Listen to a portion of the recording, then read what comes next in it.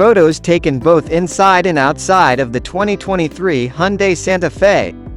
Now that the outside of the redesigned Hyundai Santa Fe has been confirmed to take on a blockier appearance, we can confirm that the interior will also take on same appearance. In spite of this, we are able to observe that the new crossover has a humps on the front end, an upright tailgate, relatively flat sides, and a rather vertical C-pillar. When compared to both the current and prior versions of the Santa Fe, all of which have favored softer and more organic designs, this is rather a radical shift in terms of the vehicle's design. The A-pillar has been painted black, giving the impression that the roof is floating above the car. As has been the case with other recent Hyundai cars, the Santa Fe will also be offered with a variety of fascinating wheel options. In addition to that, the channel shared some views from within the building. Even though the dashboard is completely hidden from view, it appears that the 2019 Santa Fe will have a single rectangular panel that will house both the digital instruments display and the touchscreen for the infotainment system. The door panels on the inside of the vehicle have padded arm rests that are rectangular and flat, and they have massive door handles that are square and made of metal.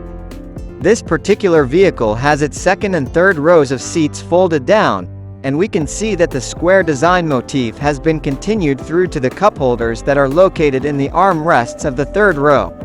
Performance. How does the Santa Fe perform on the road? We put the Santa Fe's turbocharged engine, which produces 277 horsepower, through its paces during our testing. Our test vehicle was able to go from 0 to 60 miles per hour in just 6.6 seconds, which is faster than the majority of other compact and midsize SUVs. It is quite powerful. However, if you aren't looking for the absolute top speed, its power delivery can be a little erratic and rough around the edges. It appears like Hyundai calibrated the 8-speed automatic transmission so that it can swiftly reach up to its highest gears, which can also be off-putting.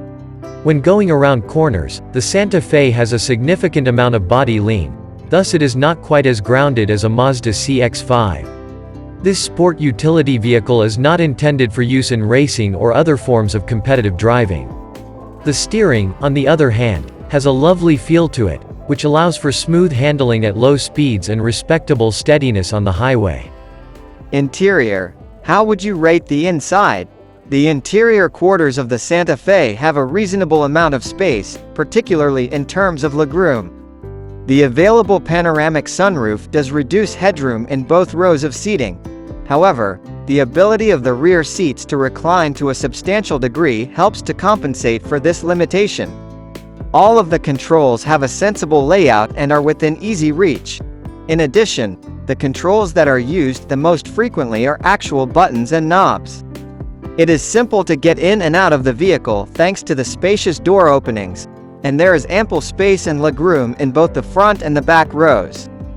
Additionally, visibility is satisfactory, as there is a rear window of a satisfactory size and the rear headrests do not pose a significant hindrance. Both the door-mounted side view mirrors and the optional surround view camera system make parking a joy. The door-mounted side view mirrors help you avoid blind zones. Technology. How is the technology? The screen in our test vehicle measured 10.25 inches and was an available option. Unfortunately, we observed that it often took a long time to reply to the inputs that we provided, and its images aren't all that captivating. Although the premium audio system in the Santa Fe delivers precise sound with enough of loudness, we do not feel as though we are entirely immersed in the experience as we would like to be. Apple CarPlay and Android Auto smartphone connection are both offered, despite the fact that CarPlay takes up just approximately 2/3 of the 10.25-inch display at most.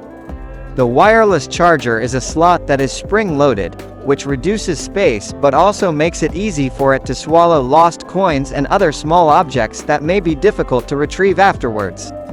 There is an abundant supply of power outlets and USB ports. The advanced driver assistance features offered by Hyundai are among the very best currently available. The adaptive cruise control and lane keeping assist both function faultlessly and make it easier to deal with the stress of driving during rush hour.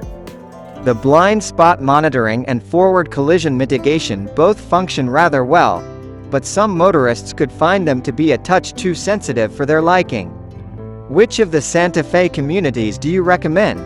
As of the time this article was written, Hyundai has not made any official announcements on the 2023 Santa Fe. We will update our advice if anything changes, but based on the Santa Fe from the previous year, we would recommend upgrading to the SEL trim because it adds more than a few amenities that are pleasant to have without significantly increasing the overall cost of the vehicle.